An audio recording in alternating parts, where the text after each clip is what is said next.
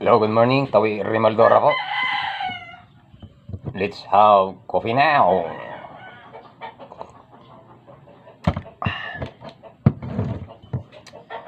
Bakit nga ba hindi umuunlad ang ating bansang Pilipinas?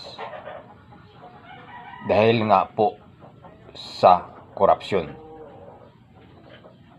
Maraming nakaupo sa gobyerno na korap. At maiisip tuloy natin na sayang lang ang pinapasahod natin sa kanila. Dahil parang mas malaki pa ang oras nila sa pag-aaway-away.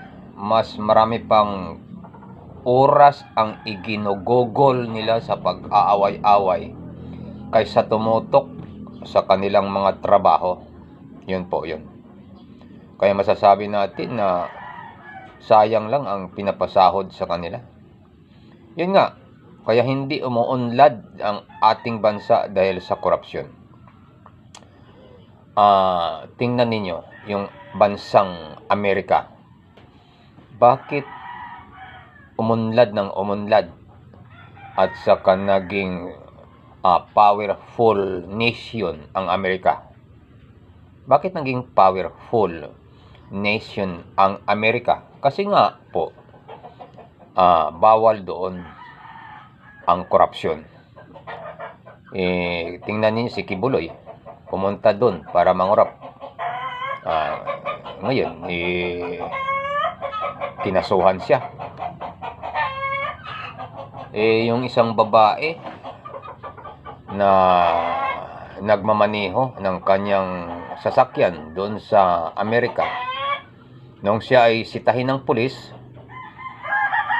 nanuhol. Alam nyo kung ano nangyari? Ikinulong. Ganun po ang batas ng Amerika. Ganun po sila kahigpit sa pagpapatupad ng mga batas. At isa na nga po yung batas trapiko. Yun po, kung hindi lang korap ang marami sa ating bansa, ay napakaunlad na natin. Yun ang problema dito. At bumababa na po ang moral ng ating bansang Pilipinas. Tingnan ninyo, maririnig na natin yung pagmumura mula mismo sa mga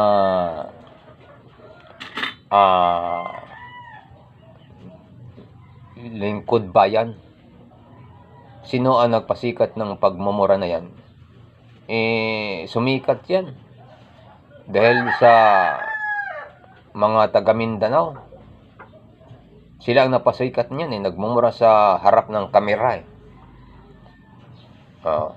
Yung corruption, hindi talaga mawala ang corruption pag hindi tayo naging sincero. Lalo kung government official ka, hindi ka sincero sa tungkulin mo, nandyan talaga ang korupsyon. At kung corrupt yung nasa itaas, ay natural, di ka magtataka, may corrupt din sa ibaba.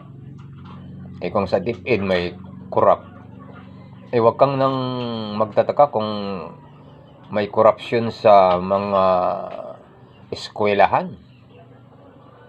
Kung may mga teachers na corrupt, principal na corrupt, ay huwag ka nang magtataka. Kung sa DepEd nga may corrupt Pero yun nga, bumababa ang moral ng ating bansa. Dahil sa naririnig ng mga bata yung pagmumura ng mga government officials. Ibang government officials, hindi naman lahat, nagmumura sa harap ng kamera. Siyempre, ayun, marami ng niyan parang sinasanay na nila yung pagmumura sa harap ng kamera. Pinauso kasi yun ng taga Mindanao. Ayun, lumaki ng lumaki.